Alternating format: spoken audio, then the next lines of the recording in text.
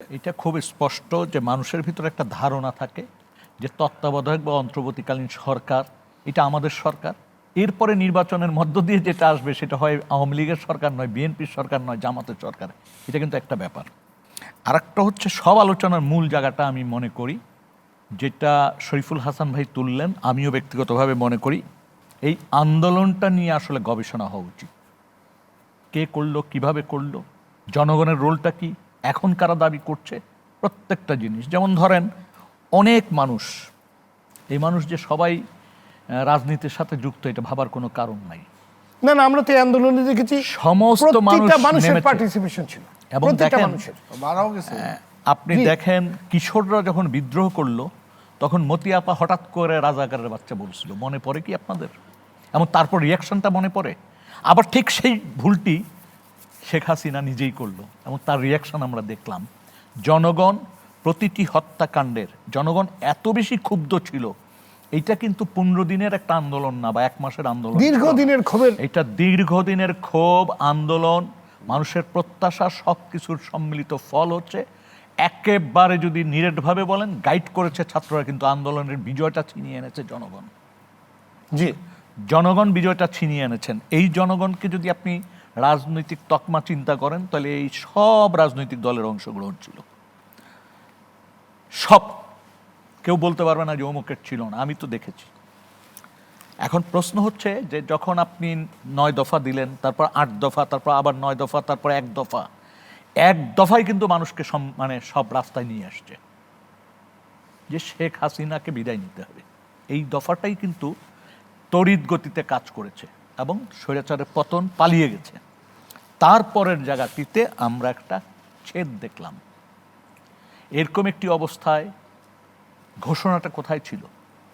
ওই যে রাজনৈতিক শক্তির অনুপস্থিতি বা নির্লিপ্ততা বা তাদের নেতৃত্বে সরাসরি অংশগ্রহণ না করা, এই জায়গাটিতে যে ছেদটা ঘটেছে সেই সুযোগটি 72 ঘন্টার মধ্যে অন্যরা নিয়েছে। এখানে সেনাবাহিনী মুখ্যত ভূমিকা পালন করেছে সরকার গঠনে, এটা তো আমরা দেখেছি। সেখানে কিছু বার্গেনিংয়ের জন্য হয়তো কোনো কোনো শক্তি বার্গেনিং করছে, বার্গেন করে কিছু মানুষ যুক্ত হয়েছে। তো শুরু থেকে শেষ পর্যন্ত রাজনৈতিক দলের নির্লিপ্ততা অথবা সামনে না আসার একটা চেষ্টা, দুটো জিনিসই আমি খেয়াল করেছি। এদের ছাত্র সংগঠনগুলি কিন্তু ছিল মুভমেন্টে। আপনি যদি নিহত আহতদের হিসাব করেন দেখবেন সব রাজনৈতিক দলের কম আর বেশি পাবেন, অ্যাকসেপ্ট ছাত্রলীগ বা আওয়ামী লীগের অংশগ্রহণ ব্যতি রেখে। কিন্তু তারপরে ঐক্যটা কেন ধরে রাখা যায়নি 5 তারিখের পর? কেন 8 তারিখে এই সরকার এইভাবে গঠন করা হলো? আপনি দেখেন একটা জিনিস কিন্তু আমরা খেই হারায় ফেলছি, আলোচনায় আনছি না। আমরা সবাই বলছি দ্রব্যমূল্য, মানুষ যাতাকলে নিষ্পেষিত।